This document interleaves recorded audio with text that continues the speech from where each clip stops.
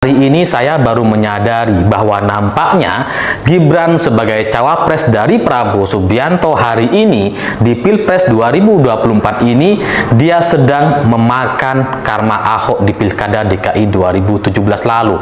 Karena ternyata Ahok menyimpan satu cerita yang sangat-sangat mengejutkan kita semua. Karena menurut Ahok, Pak Jokowi di Pilkada DKI 2017 ketika Ahok terkena kasus penistaan agama, Pak Jokowi sempat meminta Ahok untuk mundur dari calon gubernur DKI Jakarta. Dan satu-satunya orang yang tetap mendukung Ahok waktu itu di Pilkada DKI 2017 hanya Ibu Megawati. Dan cerita ini disimpan selama bertahun-tahun oleh Ahok dan baru diceritakan kemarin. Ini mengejutkan kita semua termasuk saya gitu ya. Kalau saya hari ini mengkritik Presiden Jokowi, tidak suka dengan langkah-langkah perusakan demokrasi yang dilakukan oleh Pak Jokowi karena jelas ada intervensi di MK, ada pelanggaran-pelanggaran etik, ada upaya untuk memaksakan Gibran untuk maju sebagai cawapres, ada upaya untuk mengguyur bansos dan terjadi ketidaknetralan, ada upaya untuk melakukan kecurangan-kecurangan pemilu. Itu jelas ada di depan mata kita, tapi itu semua cerita hari ini. Cerita beberapa bulan yang lalu.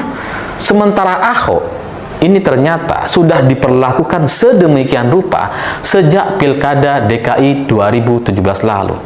Saya tidak bisa membayangkan seandainya cerita ini langsung dikeluarkan oleh Ahok pada tahun 2017 lalu. Mungkin kita semua nggak percaya gitu. Atau mungkin kalau orang yang percaya dan tidak terima Ahok diperlakukan seperti itu oleh Presiden Jokowi, maka di Pilpres 2019 kita rasanya Ahokers atau para pendukung Ahok tidak akan memilih Jokowi. Tapi semua cerita-cerita itu ternyata sudah berlangsung sejak lama. Selama ini wajah asli Pak Jokowi itu coba ditutupi oleh berbagai pihak, termasuk salah satunya Ahok. Ini adalah aib Presiden, ini adalah aib Jokowi.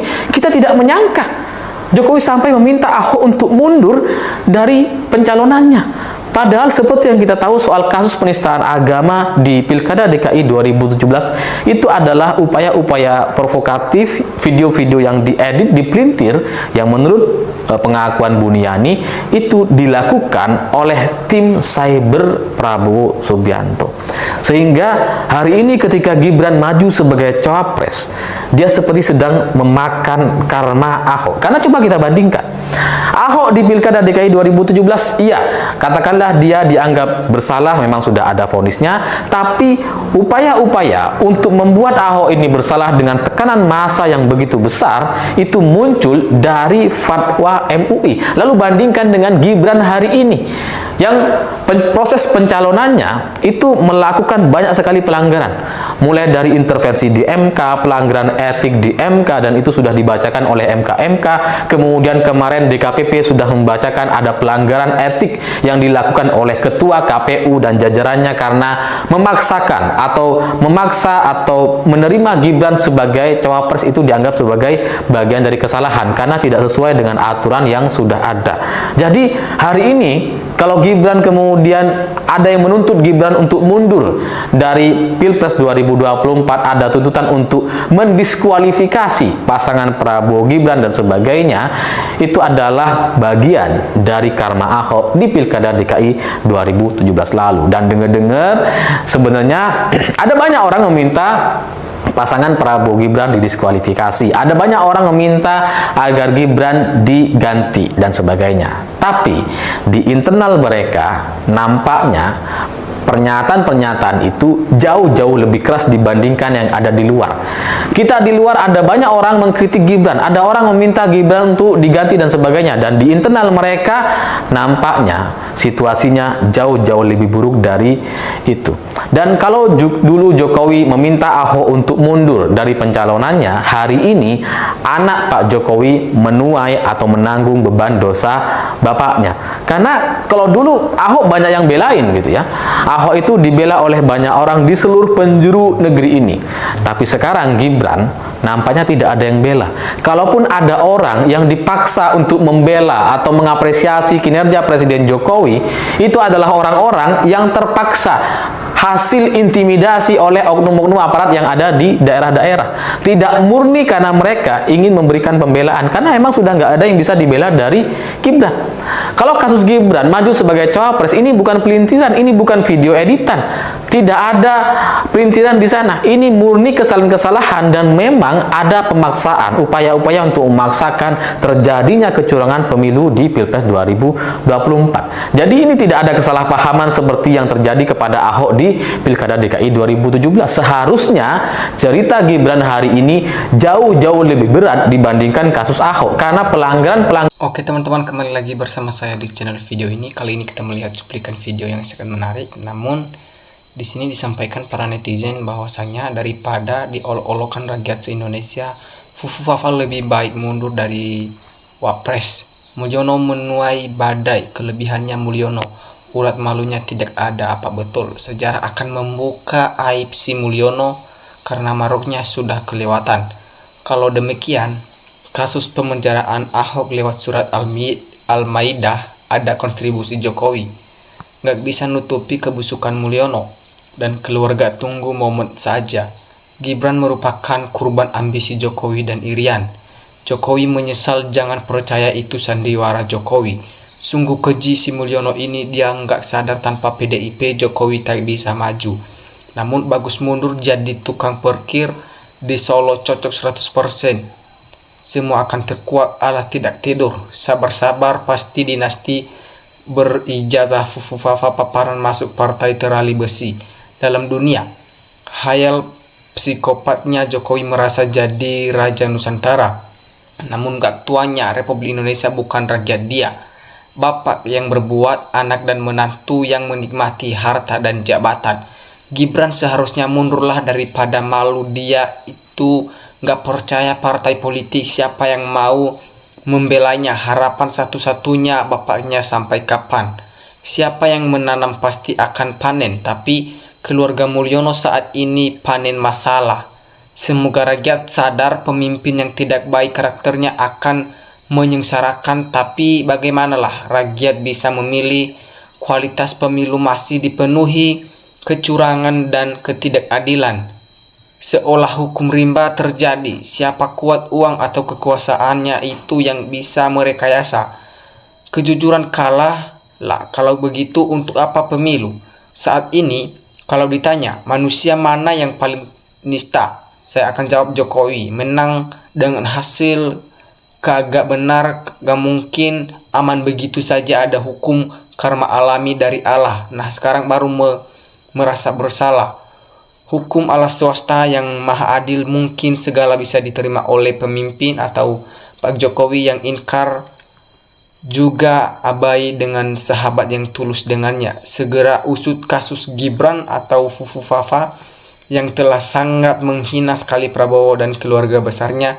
Yang kedua, segera usut kasus ijazah palsu dari Mulyono dan Gibran Fufufafa dalam hal korupsi. Setahu kami kasus korupsinya Gibran dan Kaisang sudah di KPK, tapi sayang skill KPK takut mengusutnya karena waktu itu presidennya adalah Mulyono. Nah, makanya Anies kan sebetulnya sibuk. Anies yang disalahin, yang dihina, sekarang baru sadar siapa yang haus kuasa. Anies ajak berkompetisi murni tanpa bansos. Bet kita bisa menghidupkan demokrasi, bukan otokrasi Jokowi.